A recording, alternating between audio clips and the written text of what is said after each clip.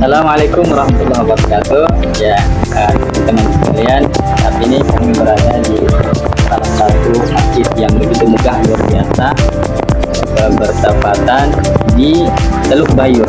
Nah, dan kali ini kami akan membahas sebuah tema yang berjudul hak asasi manusia. Hak asasi manusia. Nah, dan hak asasi manusia ini merupakan fondasi yang penting bagi kehidupan, ya, yang bermasyarakat dan bermartabat, ya, sehingga yang kita ketahui adalah hak asasi manusia ataupun HAM, yaitu HAM adalah dasar yang dimiliki oleh setiap individu sejak lahir, ya, dari sejak lahir, tanpa memandang ras, agama ataupun kebangsaan. Nah, prinsip ini diakui secara universal, ya, dia dalam seluruh lingkup, ya, dan menjadi sebagai pilar utama untuk melindungi, ya, martabat manusia. Nah, tetapi juga ada yang memastikan keadilan sosial ini, ya, dapat dirasakan oleh semua pihak. Nah, mungkin kita bisa bertanya kepada teman-teman, yang mungkin ada yang di sini, kita bisa ada diskusi terkait sejarah dan perkembangan, ya, hak asasi manusia itu. Ya. Mari kita lihat ke sana, mungkin ada yang bisa diajak diskusi di area sekitar sini, teman-teman. Oke. Nah,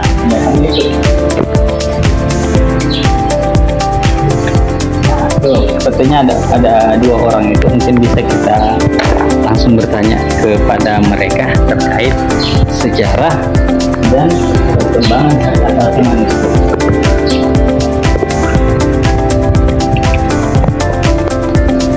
Assalamualaikum.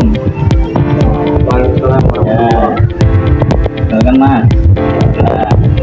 Nah, mau diskusi nih Mas.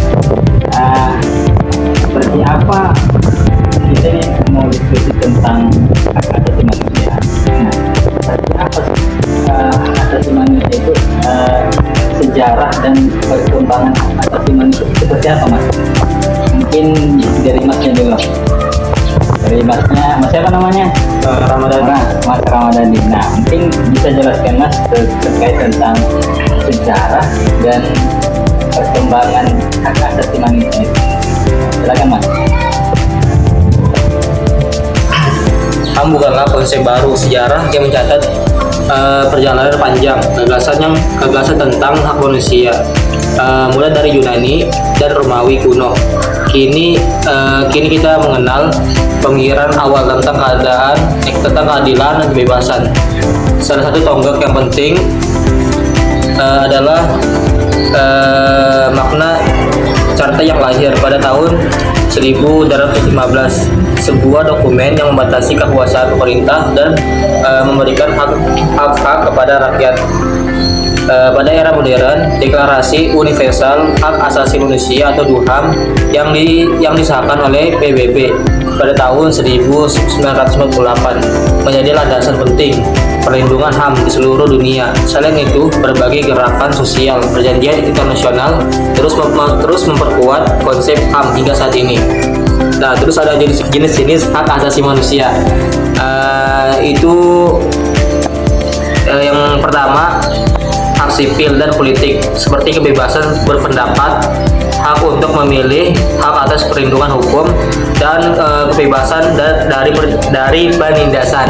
Terus yang kedua, hak ekonomi, sosial, dan budaya seperti hak atas pendidikan, pekerjaan, layanan kesehatan, dan standar hidup yang layak.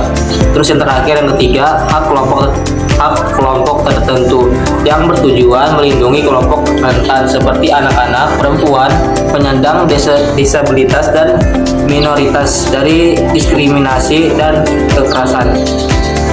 Jadi ketiga kategori ini menjadi fondasi dalam kesetaraan di masyarakat.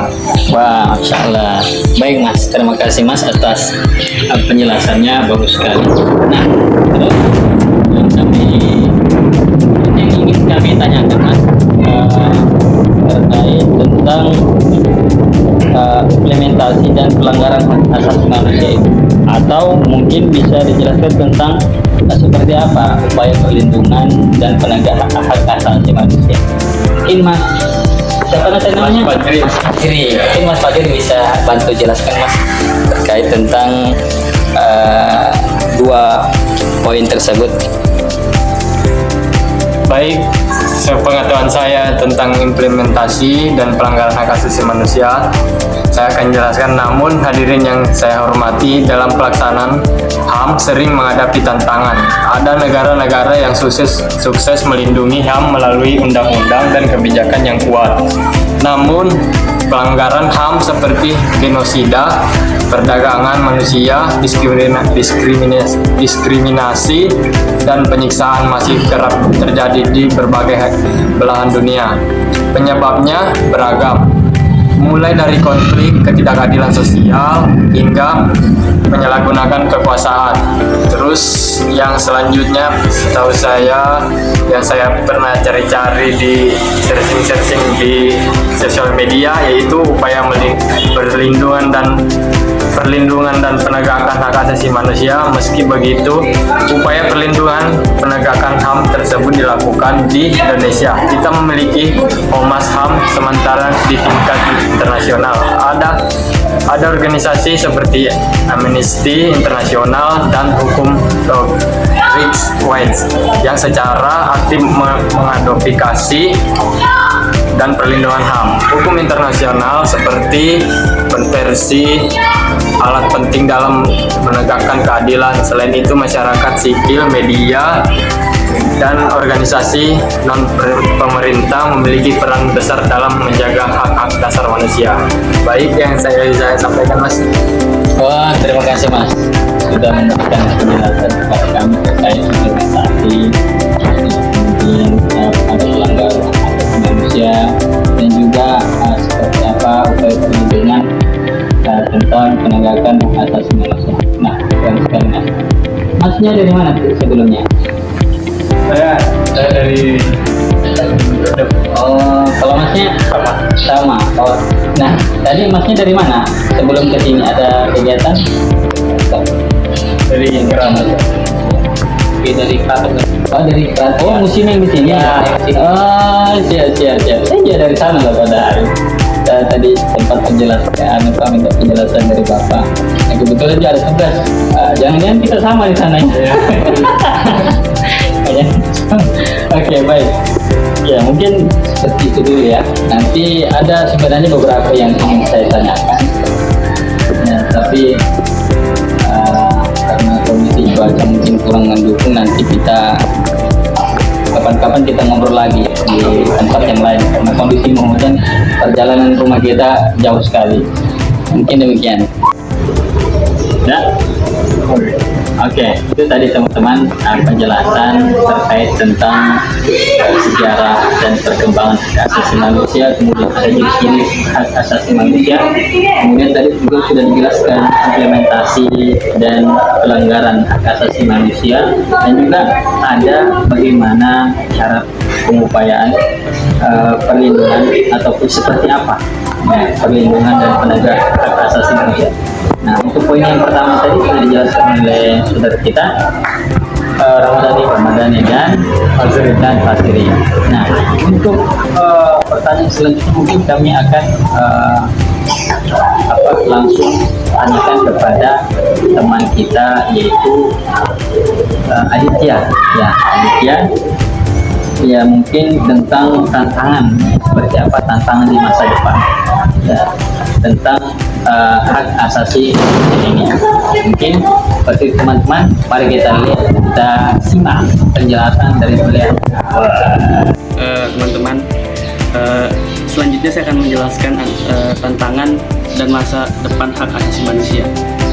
Di sini teman-teman sekalian, era modern membawa tantangan baru bagi hak asasi manusia, misalnya isu privasi digital, keamanan cyber, dan dampak perubahan iklim. Migrasi paksa dan konflik bersenjata juga menambah kompleksitas pelaksanaan hak asasi manusia. Nah, oleh karena itu kita di masa depan berkolaborasi antar negara, pemanfaatan teknologi dan kesadaran publik sangat diperlukan untuk memastikan hak asasi manusia tetap relevan dan terlindungi.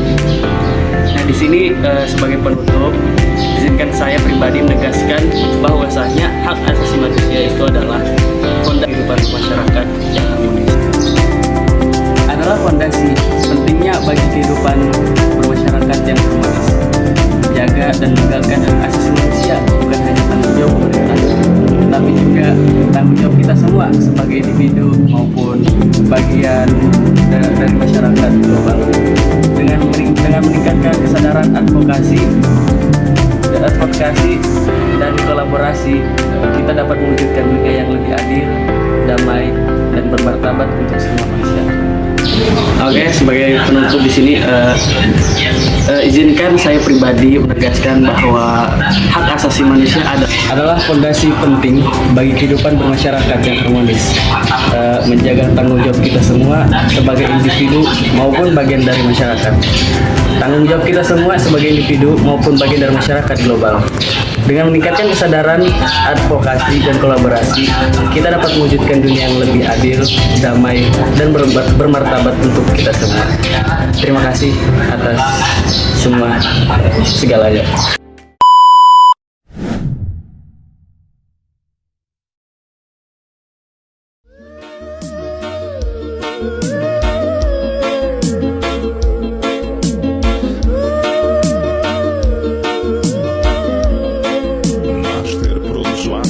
Master Produções, produzindo sucessos em alta qualidade.